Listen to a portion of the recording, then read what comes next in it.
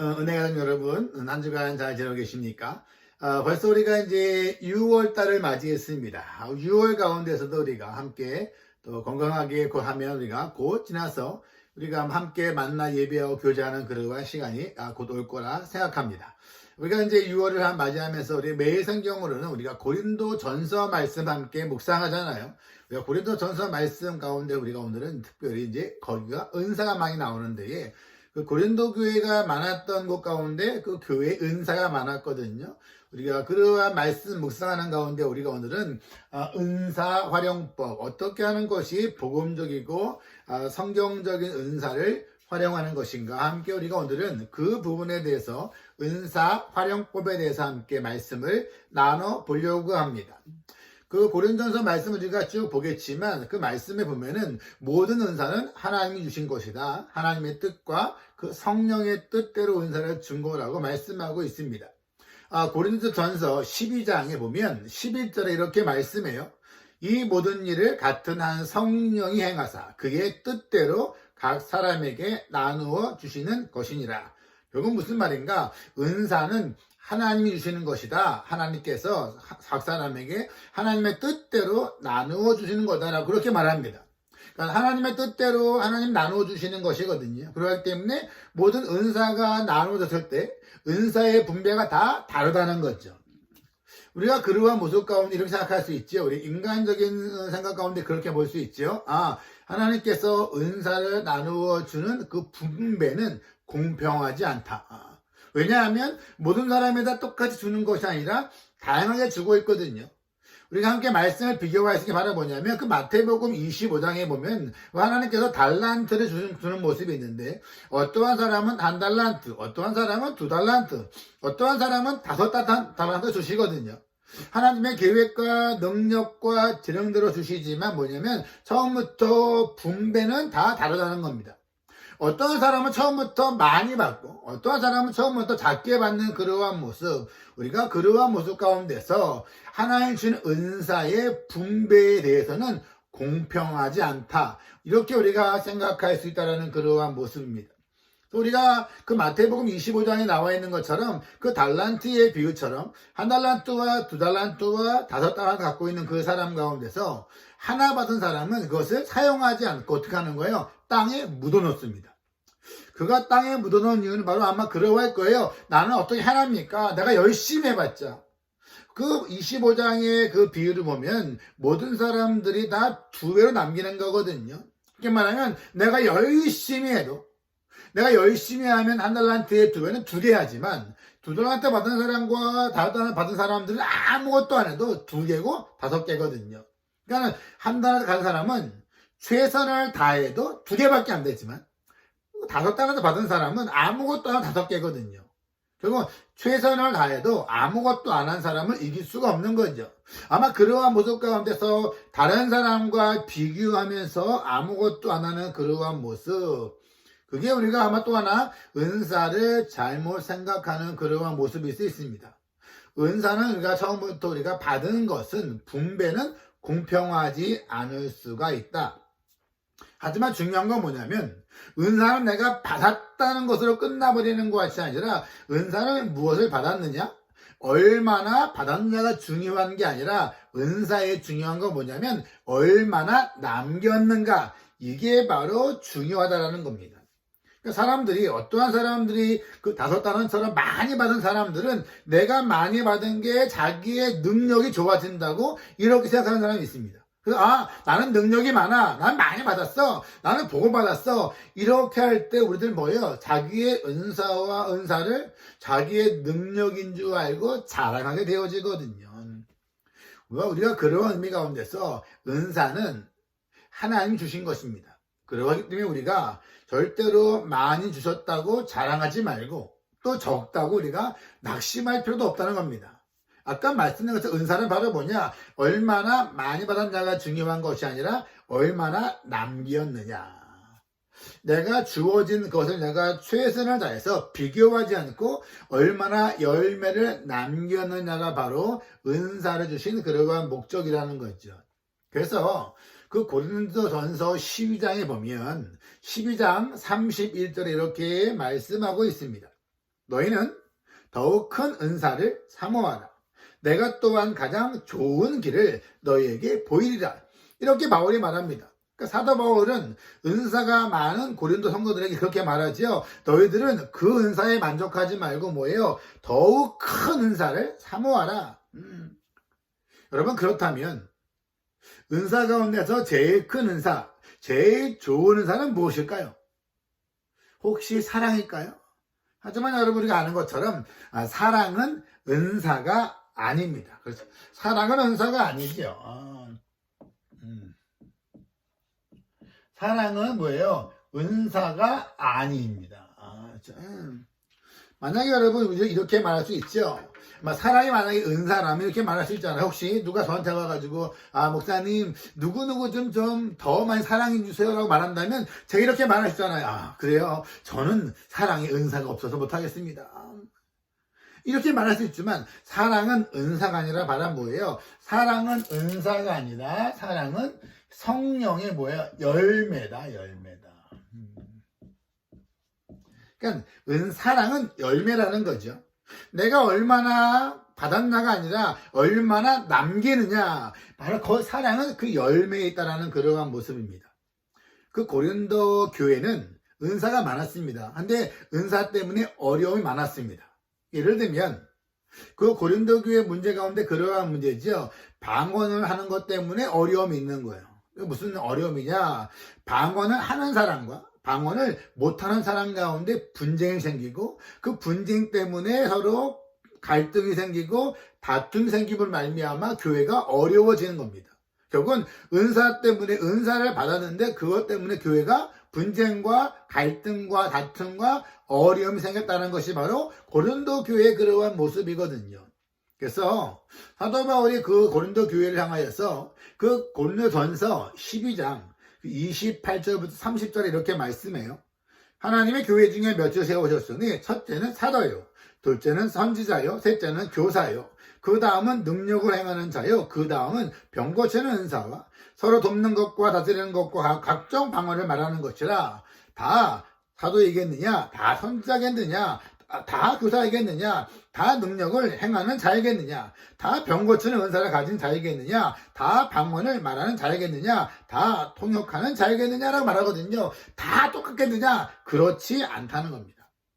이렇게 바울은 은사가 다 다르다, 다 똑같지 않다, 그렇게 말한 후에 그 마지막 그렇게 말하거든요. 너희들은 뭐예요? 더 큰 은사를 사모해라. 내가 너에게 은사를 잘 활용할 수 있는 방법을 알려주겠다. 은사를 활용하는 가장 좋은 길을 내가 알려주겠다 하고 그렇게 말한 다음에 그 다음에 말하는 게 바로 사도 우리가 아는 것처럼 그 고린도전서 13장을 이야기합니다. 그러니까 더 큰 은사를 사모해라 라고 말하면서 그 다음에 어떻게 하면 우리가 은사가 더 커질 수 있을까?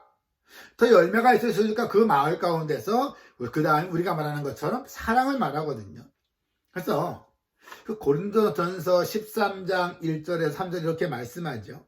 내가 사람의 방언과 천사의 말을 할지라도 사랑이 없으면 소리나는 구리와 울리는 꽹과리가 되고, 내가 예언하는 능력이 있어 모든 비밀과 모든 지식을 알고 또 산을 옮길 만한 모든 믿음이 있을지라도 사랑이 없으면 내가 아무것도 아니요. 내가 내게 있는 모든 것으로 구제하고 또 내 몸을 불살라 내줄지라도 사랑이 없으면 아무 유익이 없느니라. 이렇게 말씀하고 있습니다. 이렇게 말하는 거죠. 천사의 말을 해도 사랑이 없으면 아무것도 아니다. 여기서 말할 때는 사랑과 은사를 말하면서 사랑이 방언보다 더 크다, 그렇게 말하는 게 아니라는 겁니다. 여기서 지금 대조하고 있는 것은요, 사랑과 믿음을 대조하면서 사랑이 믿음보다 크다, 그렇게 말하는 게 아니라는 겁니다.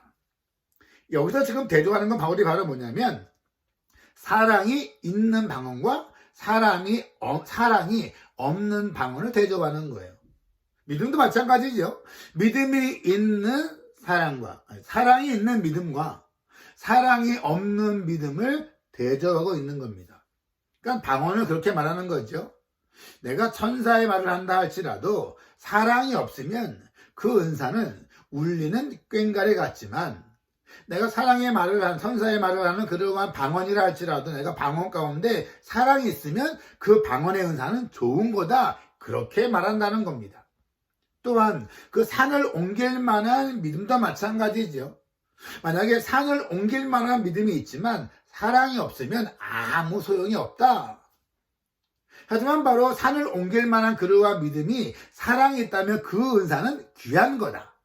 바로 사도 바울이 그렇게 말하고 있다는 그러한 사실입니다. 그래서 어떠한 은사든지 간에 내가 받은 게 중요한 게 아니라 바로 뭐예요? 열매를 맺는 게 중요하다. 그래서 모든 받은 은사를 내가 받은 거로 끝나는 것이 아니라 어떻게 그 은사를 활용할 것인가? 바로 사랑으로 하는 거다. 그렇게 말한다는 겁니다. 그럼 여러분, 모든 은사를 활용하는 법, 사랑으로 행한다는 과연 무엇인가? 그 고린도전서 13장 보면 그 4절과 5절에 이렇게 말씀해요. 사랑은 오래 참고, 사랑은 온유하며, 시기하지 아니하며, 사랑은 자랑하지 아니하며, 교만하지 아니하며, 무례행하지 아니하며, 자기의 유익을 구하지 아니하며, 성내지 아니하며, 악한 걸 생각하지 아니하며라고 쭉 말씀해 주고 있습니다. 그러니까 사랑은 바로 그렇게 하는 거다. 은사를 그렇게 활용하는 거다. 그렇게 말씀하는 겁니다.